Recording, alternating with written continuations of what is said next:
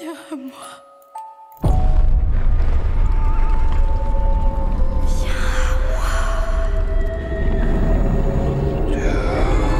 Faire un remake du Nosferatu de Murnau, c'est risqué mais tentant. Surtout quand on a le talent artistique de Robert Eggers. Ce réalisateur a déjà prouvé avec ses précédents films qu'il avait un certain don. Et le moins que l'on puisse dire, c'est qu'il réussit brillamment à donner corps à une ombre dans les ténèbres. Il joue habilement avec le clair-obscur, conférant ainsi au film une esthétique gothique sublime et délicieusement sombre.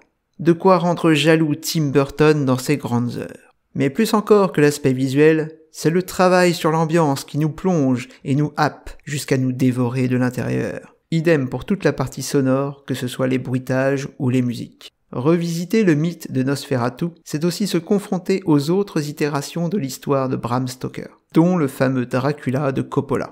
Donc l'histoire, on la connaît déjà plus ou moins. Et ce que je reprochais à Dracula, je le déplore encore plus dans ce Nosferatu. Le scénario est cousu de fil blanc. Il faut fermer les yeux sur les explications grossières et ne pas trop se poser de questions.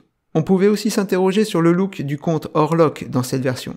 Bill Skarsgård, habitué au maquillage pour des personnages terrifiants, se voit transformé cette fois en créature de la nuit repoussante. Pour donner plus d'impact au personnage du comte, son visage n'a pas été dévoilé dans les trailers. En outre, il demeure le plus clair de son temps dans la pénombre, dissimulant ses traits avec une voix rauque et caverneuse dans la version originale.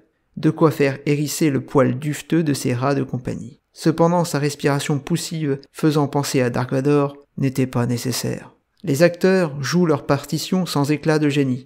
Nicolas Hoult, qui s'est déjà bien fait remarquer dans Juré numéro 2, est le plus convaincant de ce casting. Lily Rose Depp m'a laissé de marbre, et sa scène d'exorcisme n'a pas aidé. En conclusion, je dirais que ce Nosferatu dans son cru 2024 se déguste sans déplaisir, mais il m'a laissé un arrière-goût amer, celui du sang qui n'a que trop refroidi. Ce film est une étreinte glaciale, aussi fascinante que frustrante.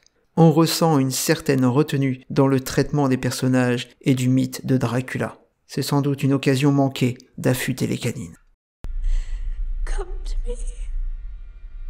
Hear my call. Come to me.